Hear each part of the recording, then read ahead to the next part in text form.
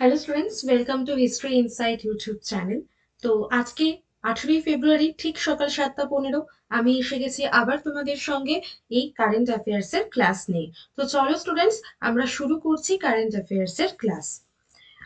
ফার্স্টে আমরা 18 ফেব্রুয়ারি যে সমস্ত ইম্পর্টেন্ট কারেন্ট অ্যাফেয়ার্স রয়েছে তার হেডলাইন্স এবং অন্যান্য বাকি কিছু জেনে নেব। ফার্স্টে আমরা দেখতে পাচ্ছি ক্লাইমেট রিস্ক ইন্ডেক্স একটা বেরিয়েছে, যেটা আমরা বুঝতেই পারছি যে এটা একটা ইন্ডেক্স রিলিজ করা হয় কিসের ওপরে?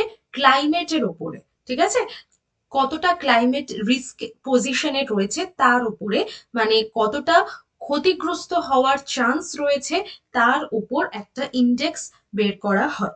তাকে আমরা বলছি ক্লাইমেট রিস্ক ইন্ডেক্স, বা সংক্ষেপে সিআরআইও বলা হয়ে থাকে। ঠিক আছে, সংক্ষেপে আমরা সিআরআইও বলে থাকি। কিসের উপর বেস করে দেখো, আচ্ছা তার আগে আমরা জেনে নিই, আগে এইগুলো একটু জেনে নিই যে চরম আবহাওয়ার ঘটনায় সবচেয়ে বেশি ক্ষতিগ্রস্ত যে দেশগুলো রয়েছে তার মধ্যে ভারতের পজিশন বা ভারতের স্থান হচ্ছে ষষ্ঠ বা সিক্সথ পজিশনে রয়েছে ভারত। ঠিক আছে, তাহলে আমাদের কোয়েশ্চেন একটা আসতে পারে যে সিআরআই তে ভারতের পজিশন কত। যদি বলা হয় ক্ষতিগ্রস্ত দেশগুলোর মধ্যে, মানে অলরেডি ক্ষতিগ্রস্ত হয়েছে যে সমস্ত দেশের একটা তালিকা, তার মধ্যে ভারতের স্থান হচ্ছে সিক্সথ। এবং এটা একটা দীর্ঘ সমীক্ষার মাধ্যমে বিবেচনা করা হয়। তো এই দীর্ঘ সমীক্ষাটি কত সাল থেকে কত সাল অবধি নেওয়া হয়েছে? 1993 থেকে 2022। বোঝা গেল, 1993 সাল থেকে 2022 সাল পর্যন্ত যে স্প্যানটা, এই স্প্যানের মধ্যে একটা সমীক্ষা করা হয়েছে, তার মধ্যে ভারতের স্থান রয়েছে ষষ্ঠ পজিশনে। ঠিক আছে, টোটাল এখানে বলতে পারো যে টোটাল 10টা দেশের নাম করা হয়েছে যে ক্ষতিগ্রস্ত হয়েছে সর্বাধিক পরিমাণে, তার মধ্যে ইন্ডিয়ার স্থান কিন্তু ষষ্ঠ পজিশনে রয়েছে, যেটা কিনা আমাদের জন্য সত্যি খুব দুঃখজনক এবং আশঙ্কাজনকও বটে। ঠিক আছে, সর্বাধিক যে ক্ষতি হয়েছে যে সমস্ত দেশগুলোর মধ্যে, তার মধ্যে দেখো ডোমিনিকা, চীন, হন্ডুরাস, এগুলোতে কিন্তু সব থেকে বেশি, মানে প্রথম তিনটে নামেই রয়েছে ডোমিনিকা, চীন এবং হন্ডুরাস, এবং ভারত রয়েছে সেখানে সিক্সথ পজিশনে। ভারত, মায়ানমার, ইতালি, ভানুতুয়া, এরাও এই 10টা যে শীর্ষ দেশ রয়েছে তার মধ্যে কিন্তু পড়ছে। ঠিক আছে, তাহলে আমরা প্রথম তিনজনের নাম মনে রাখবো, ডমিনিকা, চীন এবং হন্ডুরাস, এবং ভারতের পজিশনটা মনে রাখবো যে সিক্সথ পজিশনে ভারত রয়েছে। ওকে, পরেরটায় যাই, দেখো 2022 সালে, এটা গেল 1993 থেকে 2022 অবধি ওদের একটা সমীক্ষা অনুযায়ী যে টোটাল 10টা দেশকে নিয়ে করা হয়েছে সেটা। এবার এখানে 2022 সালের, শুধুমাত্র 2022 সালের যদি বলা হয়, সেই 2022 সালে যে সমস্ত দেশগুলো ক্ষতিগ্রস্ত হয়েছে সব থেকে বেশি, তার একটা র্যাঙ্ক এখানে দিয়েছে। দেখো, পাকিস্তান, বেলিজ, ইতালি, এরা হচ্ছে শুধুমাত্র 2022 সালের সাপেক্ষে সব থেকে ক্ষতিগ্রস্ত দেশের মধ্যে রয়েছে। আচ্ছা, আগেরটায় তোমাদের যে আমি 10টা দেশের মধ্যে এই র্যাঙ্কিংটা দেখালাম, যে ডোমিনিকা, চীন, হন্ডুরাস এরা প্রথম তিনটে পজিশনে আছে এবং ভারত ষষ্ঠ পজিশনে রয়েছে, সেটাই এখানে চার্টের মধ্যে দেখিয়েছি। চার্টের মধ্যে রয়েছে, তোমরা একটু দেখতে পারো যে টোটাল 10টা দেশের মধ্যে এটা কাউন্ট করা হয়েছে, এবং সময়টাও একটু দেখে রাখো, 1993 থেকে 2022 এর মধ্যে। ঠিক আছে, এখানে তোমরা ইন্ডিয়ার পজিশন দেখতে পাবে যে আমাদের ষষ্ঠ পজিশনে ইন্ডিয়া কিন্তু রয়েছে। ঠিক আছে, চলো পরেরটায় যাই। ইন্ডিয়ার পারফরমেন্স যদি আমরা দেখি এই সিআরআই ইন্ডেক্সে, তাহলে আমরা দেখতে পাবো যে লং টার্ম র্যাঙ্কিং এর ক্ষেত্রে, যেটা আমি তোমাদেরকে একটু আগেই বললাম, যে 1993 থেকে 2022 অবধি এই লং টার্ম যে র্যাঙ্কিংটা সেটা মেজার করা হয়, এবং এখানে সব থেকে বেশি ক্ষতিগ্রস্ত দেশের মধ্যে ভারত সিক্সথ পজিশনে আছে, একটু আগেই তোমাদেরকে বললাম। তো এই টোটাল যে 30 বছর তার স্প্যানে 400টিরও বেশি চরম আবহাওয়ার ঘটনা রিপোর্ট করা হয়েছে। অর্থাৎ কিনা 400রও বেশি কিন্তু এই ধরনের যে ঘটনা ঘটেছে, খুব ক্ষতিগ্রস্তমূলক যে সমস্ত ঘটনাগুলো ঘটেছে, তার মধ্যে 80,000-এরও বেশি মৃত্যুর ঘটনা ঘটেছে। 80,000-এরও বেশি মৃত্যুর ঘটনা ঘটেছে, $180 বিলিয়ন ক্ষতি হয়েছে। ঠিক আছে, সরকারি হিসেবে এটা একটা দেখা গেছে। আর কি দেখো, যদি আমি শুধু স্বল্প মেয়াদী র্যাঙ্কিং এর কথা বলি, যেটা আমি আগেরটাই বললাম যে এখানে শুধুমাত্র 2022 সালের সাপেক্ষে একটা র্যাঙ্কিং দেওয়া হয়েছে, তো সেই শুধুমাত্র 2022 সালের সাপেক্ষে যদি আমি ইন্ডিয়ার র্যাঙ্কিং দেখি, তাহলে ভারত সেখানে 49, ঠিক আছে, 49তম স্থানে ছিল। 2019-এ সেটা কিন্তু 7ম স্থানে ছিল। মানে খুব রিস্কি পজিশনে কিন্তু ইন্ডিয়া ছিল। 2019 থেকে 2022 সালের যদি এই ব্যবধানটা আমরা দেখি, 3 বছরের মধ্যে কিন্তু ভারত অনেকটা ডেভেলপ করেছে এই রিস্ক পজিশনের ক্ষেত্রে। সেখানে ভারত কিন্তু 49 স্থানে রয়েছে। ঠিক আছে, আর আমরা যদি দেখি যে ভারতে সব থেকে বেশি কি কি কারণে ক্ষতিগ্রস্ত হয় ভারত, একটা হলো বন্যা দেখা দেয় প্রচন্ড পরিমাণে, ঘূর্ণিঝড় এবং তাপপ্রবাহ। এই 3টে মেইন রিজন হচ্ছে ইন্ডিয়াতে যে ক্লাইমেট চেঞ্জ হচ্ছে বা জলবায়ুগত যে ধরনের বিপদ আপদ গুলো ঘটছে সেটার জন্য। ঠিক আছে, চলো এবার যাচ্ছি পরের নিউজে। দেখো, NTPC wins forward faster sustainability award. এটা একটা অ্যাওয়ার্ডের নাম, ফরওয়ার্ড ফাস্টার সাস্টেনেবিলিটি অ্যাওয়ার্ড 2025। এটা একটা অ্যাওয়ার্ডের নাম, যে অ্যাওয়ার্ডটা কে পেয়ে গেছে? এনটিপিসি পেয়ে গেছে। এনটিপিসি কি ধরনের সংস্থা? না, এটা একটা বিদ্যুৎ সরবরাহকারী সংস্থা, এবং এটা কার জন্য পেয়েছে? ওয়াটার রেজিলিয়েন্সের জন্য পেয়েছে। এবার ডিটেলটা আমরা একটুখানি দেখে নিই। দেখো, এনটিপিসি লিমিটেড, যেটা কিনা ভারতের বৃহত্তম বিদ্যুৎ সংস্থা বলা যেতে পারে, ভারতের বিদ্যুৎ সরবরাহ করে হচ্ছে এই এনটিপিসি। ঠিক আছে, তো এই এনটিপিসি কে এই পুরস্কারটি দেওয়া হয়েছে, ফরওয়ার্ড ফাস্টার সাস্টেনেবিলিটি অ্যাওয়ার্ড। ওকে, তো এই অ্যাওয়ার্ডটা কাকে কাকে দেওয়া হয়ে থাকে? এই অ্যাওয়ার্ডটা সেই সমস্ত প্রতিষ্ঠানকে দেওয়া হয়ে থাকে যারা ইউনাইটেড নেশনস সাস্টেনেবল ডেভেলপমেন্ট গোলের সঙ্গে জড়িত। প্রথমত হচ্ছে ইউনাইটেড নেশনের যে সাস্টেনেবল ডেভেলপমেন্ট গোল রয়েছে তার সঙ্গে জড়িত, এবং তার সঙ্গে সঙ্গে এই তাদেরকে যে উদ্যোগগুলো দেওয়া হয় বা তাদেরকে যে এম গুলো রাখা হয় সেগুলোকে সঠিকভাবে তারা পালন করছে, সামঞ্জস্যপূর্ণভাবে সেগুলোকে পালন করার সঙ্গে সঙ্গে সেগুলোর যে স্থায়িত্ব বলো, মানে তার যে সাস্টেনেবিলিটি সেইটা, এবং কর্পোরেটের দায়িত্ব, এই সমস্ত কিছুর ক্ষেত্রেও কিন্তু সে বেস্ট পারফরমেন্স দিচ্ছে। এইটার উপর বেস করে এনটিপিসি কে তোমার এই অ্যাওয়ার্ডটা দেওয়া হয়েছে, ফরওয়ার্ড ফাস্টার সাস্টেনেবিলিটি অ্যাওয়ার্ড। ঠিক আছে, মানে সাস্টেনেবল ফিউচারের দিকে বা সাস্টেনেবিলিটির দিকে খুব দ্রুত এগোচ্ছে, নামের মধ্যেই মিনিংটা লুকিয়ে রয়েছে, ফরওয়ার্ড ফাস্টার, তাড়াতাড়ি এগোচ্ছে। ঠিক আছে, তো এই উদ্যোগগুলো বা এই যে এম গুলো রাখা হয়েছে এনটিপিসি সেগুলো খুব সুন্দর করে পালন করেছে, তাই জন্য তাকে কিন্তু এই অ্যাওয়ার্ডটি দেওয়া হয়েছে।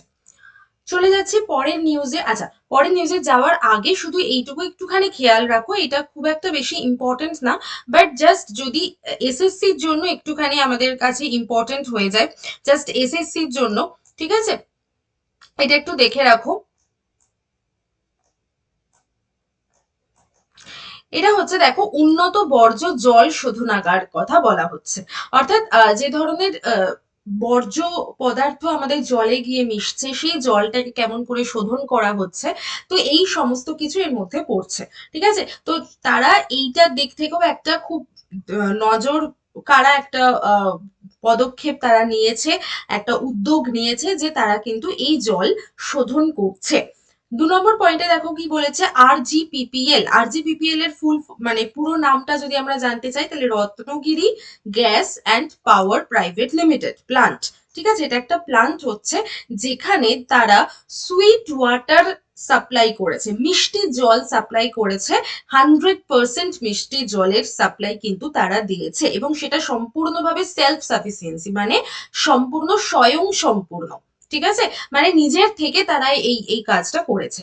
আচ্ছা, তারপরে দেখো কি বলা হয়েছে, কমিউনিটি ওয়াটার অ্যাক্সেস এনহ্যান্সমেন্ট। মানে এটার মধ্যে কি কি রয়েছে আমি এখানে লিখে দিয়েছি, দেখো, clean water by restoring local water body. Local water body যেগুলো রয়েছে, ঠিক আছে, যেরকম ধরো তোমার পুকুর হতে পারে, দিঘি হতে পারে, হ্যাঁ, যে ধরনের জায়গাগুলোতে ওয়াটার মানে আমাদের জমা করা যায়, সংরক্ষণ করা যায়, এই ধরনের গুলোকে আমরা লোকাল ওয়াটার বডি বলছি। তো সেগুলোকে পরিষ্কার পরিচ্ছন্ন রাখা হচ্ছে, রিস্টোর করা হচ্ছে, রেন ওয়াটার হারভেস্টিং। ঠিক আছে, এখন এইটা একটা খুব বড় উদ্যোগ নেওয়া হচ্ছে যে বৃষ্টির যে জল, সেই বৃষ্টির জলকে সংরক্ষণ করার একটা উদ্যোগ নেওয়া হচ্ছে। তো রেন ওয়াটার হারভেস্টিং। আচ্ছা, তারপর স্প্রেডিং ওয়াটার কনজারভেশন অ্যাওয়ারনেস, মানে জলকে সংরক্ষণ করার ব্যাপারে যে সতর্কীকরণ বা যে সচেতন বার্তা, সেগুলোকেও কিন্তু স্প্রেড করা হচ্ছে, ছড়িয়ে দেওয়া হচ্ছে। ওকে, আর তারপরের পয়েন্টটা দেখো, ওয়াটার ইউজ এফিসিয়েন্সি এবং সাস্টেনেবল ওয়াটার রিসোর্স ম্যানেজমেন্ট, অর্থাৎ জলের যে ব্যবহার সেটাকে সঠিকভাবে ব্যবহার করা, এবং ওয়াটার রিসোর্স মানে যেটার জলের উৎস বা জলকে সংরক্ষণ করে রাখা হবে যেখানে, সেই যে ম্যানেজমেন্ট সেটাকেও যাতে সাস্টেনেবল করা যায় বা করছে। তো এই কয়েকটা খুব গুরুত্বপূর্ণ জায়গা ওরা কভার করেছে এবং উদ্যমের সঙ্গে পালন করেছে, উদ্যোগের সঙ্গে সেগুলো সাকসেসফুলি তারা অ্যাচিভ করেছে, তাই জন্যই কিন্তু এনটিপিসি কে এই অ্যাওয়ার্ডটা দেয়া হয়েছে। ওকে, চলে যাচ্ছি পরের খবরে। দেখো, ডক্টর জিতেন্দ্র সিং দ্বাদশ সর্বভারতীয় পেনশন আদালতে সভাপতিত্ব করেছেন। তো ডক্টর জিতেন্দ্র সিং হচ্ছেন minister of state for personal public grievance এবং পেনশন। এইটার মিনিস্ট্রি পদে যিনি রয়েছেন, হেড পদে যিনি রয়েছেন, তার নাম হলো জিতেন্দ্র সিং। তিনি নিউ দিল্লিতে যে 12তম এই পেনশন আদালত বসেছিল, হ্যাঁ, সেখানে তিনি সভাপতিত্ব করেছেন। এই মানুষটি ছবিতে তোমরা দেখতেই পাচ্ছ। তো এই department of pension and pensioners welfare দ্বারা আয়োজিত এটা লক্ষ্য হলো যারা এখন অবসর পেয়ে গেছেন এবং যারা পেনশন ভুক্ত, মানে যারা পেনশন পাচ্ছেন, তো তাদের পেনশন সংক্রান্ত যাবতীয় যা যা অসুবিধা দেখা দিচ্ছিল এবং যা যা তাদের একটা অভিযোগ ছিল, সেই সমস্ত কিছুকে নিয়ে তিনি কিন্তু আলোচনা করেছেন, একটা সমাধানের পথে এগিয়েছেন। এবং দেখো, বলেছে 180টিরও মামলা তিনি সেগুলোকে পর্যালোচনা করেছেন। এবং এই অনুষ্ঠানটা বা এই যে সম্মেলনটা করা হয়েছিল, এই যেখানে তিনি সভাপতিত্ব করেছেন, তো এইটার উদ্দেশ্যই ছিল যে 120 দিনেরও বেশি সময় ধরে যে মামলাগুলো রয়েছে, পেনশন সংক্রান্ত যে ধরনের অভিযোগগুলো রয়েছে বা যে ধরনের মামলাগুলো রয়েছে, সেগুলোকে কমপ্লিটলি খারিজ করে দিয়ে বা সেগুলোর একটা সলিউশন বের করা। তো আমাদের এখান থেকে প্রশ্ন কি আসতে পারে যে এই যে পেনশন সংক্রান্ত যে আদালত, সর্বভারতীয় আদালত বসানো হয়েছিল, সেখানে সভাপতিত্ব কে করেছেন? তার নাম হলো ডক্টর জিতেন্দ্র সিং। এবং এটা কততম এডিশন ছিল? দ্বাদশ এডিশন ছিল। আমাদের এগুলোই কিন্তু প্রশ্ন আসতে পারে। ওকে, এবং এটা কোথায় হয়েছে? নিউ দিল্লিতে হয়েছে। হয়ে গেল। চলে যাচ্ছি পরের খবরে। দেখো, কৃষকদের আয় বৃদ্ধি এবং ফসল কাটার পরে যে ক্ষতি হয়, বিভিন্ন টাইপের মানে বিভিন্ন ভাবে ক্ষতি হতে পারে। তো এই সমস্ত ক্ষতি এড়ানোর জন্য আইআইটি কানপুর একটা খুব ভালো উদ্যোগ নিয়েছে। তারা সৌর ডিহাইড্রেশন একটা টেকনোলজি নিয়ে এসেছে। সৌর ডিহাইড্রেশন টেকনোলজি মানে, ধরো খরার কারণে শস্য নষ্ট হয়ে যেতে পারে, বা ধরো অন্য যে কোনো কারণে, যে কোনো ভাবে কিন্তু ফসল কাটার পরে যে শস্যটাকে সংরক্ষণ করে রাখা বা সেটাকে আমাদের কাছে পৌঁছে দেওয়া, কৃষক থেকে আমাদের অবধি, কনজিউমার অবধি এই শস্যটাকে পৌঁছে দেওয়া, এটা একটা তো বড় প্রসেস। তো সেখানে অনেক হয় যে ধরো 100%-এর মধ্যে ধরে নাও 20% ফসল নষ্টই হয়ে যায়। তো সেইটা যাতে এড়ানো যায়, তাই জন্যই কিন্তু আইআইটি কানপুর থেকে এই সৌর ডিহাইড্রেশন প্রযুক্তি আনা হয়েছে। ঠিক আছে, একটা সাস্টেনেবল এনার্জি ব্যবহার করে এই প্রযুক্তিটা আনা হয়েছে। ওকে, এবং এখানে দেখো, শাকসবজি শুকিয়ে যায়, হ্যাঁ, নষ্ট হয়ে যায়, সেই সমস্ত যাতে না হয় তার জন্য একটা ব্যবস্থাপনা নেওয়া হয়েছে। ঠিক আছে। ওকে, এরপর দেখো পরের যে খবরটা, সেটা হলো ব্যাংককে 4th সংবাদ কনফারেন্স অনুষ্ঠিত হয়েছে। এটা একটা খুব ইম্পর্টেন্ট নিউজ। আমাদের জানতে হবে 4th সংবাদ কনফারেন্স যেটা হয় সেটা কেন করা হয়, রাইট? তো এটা করা হয় হচ্ছে ধর্মীয় কূটনীতিক যে সমস্ত মানুষরা রয়েছেন, মানে রিলিজিয়ান বা রিলিজিয়াসের সঙ্গে সংযুক্ত যে সমস্ত, সম্পৃক্ত যে সমস্ত মানুষজনরা রয়েছেন, তারা মূলত তাই সেই সমস্ত মানুষেরাই কিন্তু সংঘবদ্ধ হন এবং এই 4th সংবাদ কনফারেন্স তারা আয়োজন করেছেন। এবং সেখানে দেখো, এটা কোথায় আয়োজিত হয়েছে, এটা আমাদের মনে রাখতে হবে, ব্যাংককে আয়োজিত হয়েছে। এবং এটার কততম এডিশন সেটাও আমাদের একটু মাথায় রাখতে হবে, 4th এডিশন। ঠিক আছে।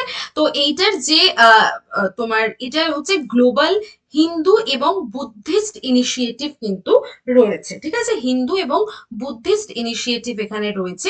Conflict avoidance and environmental consciousness, মানে যে সমস্ত কনফ্লিক্ট গুলো রয়েছে সেগুলোকে যাতে দূরীকরণ করা যায় এবং পরিবেশগত একটা সচেতনতা যাতে বাড়ানো যায়, সেটার উপরেই কিন্তু এই এডিশনটা রাখা হয়েছে, মানে এই সংবাদ কনফারেন্সটা অনুষ্ঠিত হয়েছে, ঠিক আছে।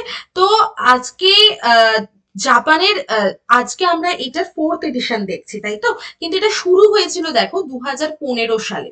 কে শুরু করেছিলেন? জাপানের প্রয়াত প্রধানমন্ত্রী, যিনি শিনজো আবে, রিসেন্টলি মারা গেছেন। তো তিনি, তার সঙ্গে প্রধানমন্ত্রী নরেন্দ্র মোদী কিন্তু যৌথ উদ্যোগে এটা স্টার্ট করেছিলেন। হ্যাঁ, এবং এটা কোথা থেকে শুরু হয়েছিল? বিবেকানন্দ আন্তর্জাতিক ফাউন্ডেশন দ্বারা কিন্তু এটা চালু করা হয়েছিল। এবং এর থিম কি রাখা হয়েছে? Asian century of Dhamma. ঠিক আছে, এইটা একটু মাথায় রাখবে, যেহেতু আমরা এই ধম্ম শব্দটা কোত্থেকে পেয়েছি, অশোকের ধম্ম। এবং আমরা জানি যে অশোক একজন বুদ্ধিস্ট, তিনি তিনি কিন্তু বৌদ্ধ কালচারে মানে তিনি চর্চা করতেন, তাই তো। তিনি বুদ্ধিস্ট কালচারে বিশ্বাস করতেন। তো আহ, সেই সেই জায়গাটা থেকে হিন্দু ধর্ম আর বৌদ্ধ ধর্মের একটা সম্মেলন এখানে কিন্তু দেখতে পাওয়া যাচ্ছে। এবং এটা কতদিন থেকে কতদিন অবধি হয়েছে? ফেব্রুয়ারি 14 থেকে ফেব্রুয়ারির 17 তারিখ অবধি এটা হয়েছে। দুটো জায়গায় হয়েছে, ব্যাংকক তো মেন জায়গা যেখানে হয়েছে, আর আহ ক্রাবি বলেও একটা জায়গা রয়েছে থাইল্যান্ডে, সেখানে হয়েছে, ঠিক আছে। ওকে। তো আজকের কারেন্ট অ্যাফেয়ার্স এর খুব বেশি হেডলাইন্স ছিল না, যেগুলো ছিল আলোচনা করে দিলাম। আর এখানে আজকে ক্লাসটা শেষ করছি। যাওয়ার আগে বলে রাখি যে আমাদের যে টেলিগ্রাম লিঙ্কটা রয়েছে, সেটা লিঙ্কের থ্রু দিয়ে তোমরা এই এই যে লিঙ্কের একটা অ্যাড্রেস দিয়ে দেওয়া হয়েছে, এটার থ্রু দিয়ে তোমরা টেলিগ্রামে জয়েন হয়ে যেতে পারো এই ক্লাসের পিডিএফ পাওয়ার জন্য, ঠিক আছে। এই ক্লাসের পিডিএফ পাওয়ার জন্য তোমরা কিন্তু এখানে জয়েন হয়ে যেতে পারো। আর নর্মালি টেলিগ্রামে গিয়ে তোমরা হিস্ট্রি বাই শোভন স্যার বলে সার্চ করবে, সেখান থেকেও তোমরা জয়েন হয়ে যেতে পারো। আর যে কোনো রকম হেল্পের জন্য দেখো তোমরা কল করতে পারো সকাল 10টা থেকে বিকেল 5টার মধ্যে, যে নাম্বারটা দেওয়া রয়েছে এই নাম্বারে। আর দ্বিতীয় নাম্বারটা রয়েছে হোয়াটসঅ্যাপের জন্য, তোমরা হোয়াটসঅ্যাপে যুক্ত হয়ে যেতে পারো এই নাম্বারের থ্রু দিয়ে, এবং হোয়াটসঅ্যাপের থ্রু দিয়েও কিন্তু তোমরা এই টেলিগ্রাম লিঙ্ক এবং যাবতীয় যা কিছু ইনফরমেশন সবকিছু তোমরা পেয়ে যাবে। ওকে, তো চলো আজকের ক্লাসটা এই অবধি রাখছি।